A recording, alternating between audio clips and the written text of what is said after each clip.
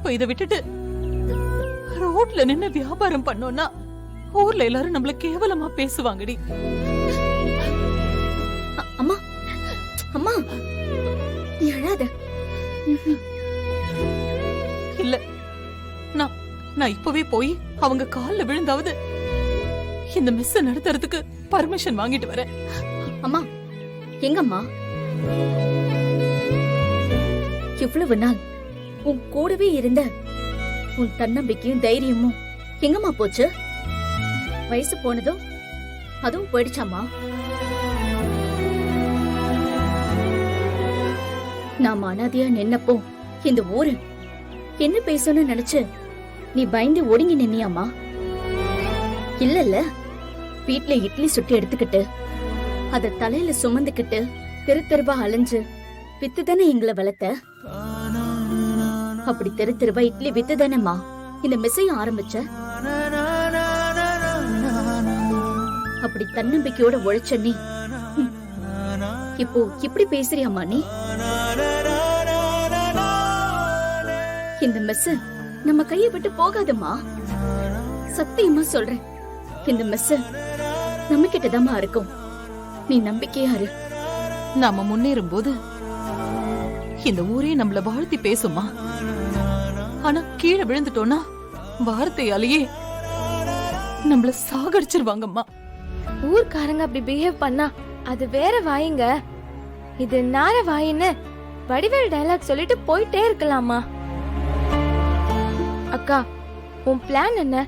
First அத சொல்லு.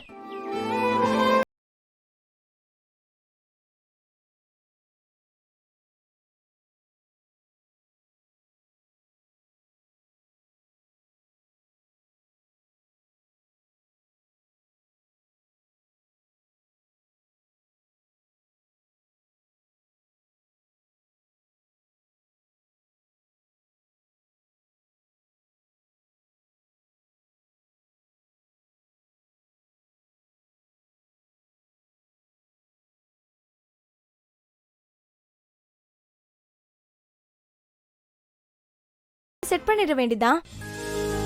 சக்தி, நீ சொல்ற யோசனை நல்லதா இருக்கு. ஆனா இதுக்கெல்லாம் பணம் வேணுமே, அதுக்கு என்ன பண்றது?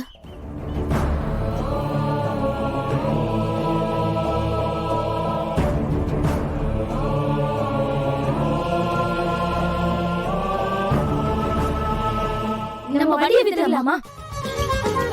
அக்கா நீயே சொல்லுக்கா.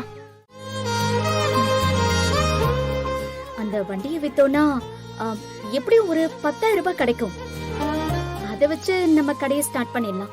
ஆமா, அந்த 2 வீலரும் நம்ம வீட்ல சும்மா தானே இருக்கு, அத வித்துடலாமா? நான் இப்பவே மெக்கானிக்க கால் பண்ணிட்டு வீட்டுக்கு வர சொல்றேன். சக்திகா, நாம போட போற ரோட்டு கடைக்கு நானே ஒரு பேர் சொல்றேன். சொல்லட்டுமாக்கா? Meenakshi mess on wheels. எப்படி இருக்கு? ரொம்ப கேட்சியா இருக்கு, அதையே வச்சிடலாம்.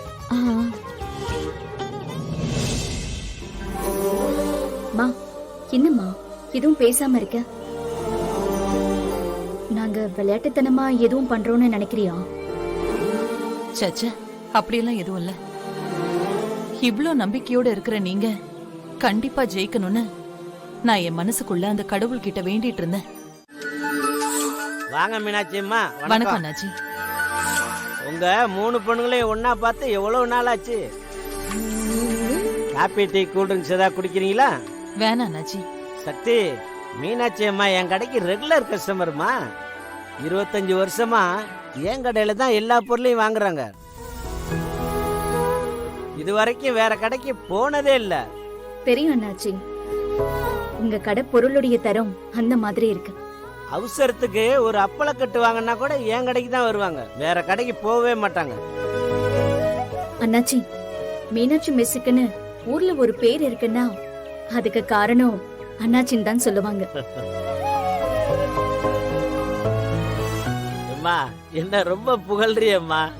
நீங்க என்ன குடிக்கிறீங்கன்னு சொல்லவே இல்லையே. இல்ல அண்ணாச்சி, பரவாயில்ல, நீங்க கேட்டதே போதும். அண்ணாச்சி, இந்த லிஸ்ட்ல இருக்கிற பொருள் எல்லாம் பேக் பண்ணி வீட்ல டெலிவரி பண்ணிடுறீங்களா?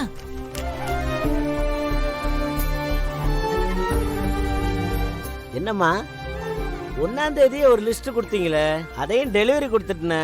இப்போ என்ன 15ஆம் தேதி ஒரு லிஸ்ட் கொடுக்குறீங்க?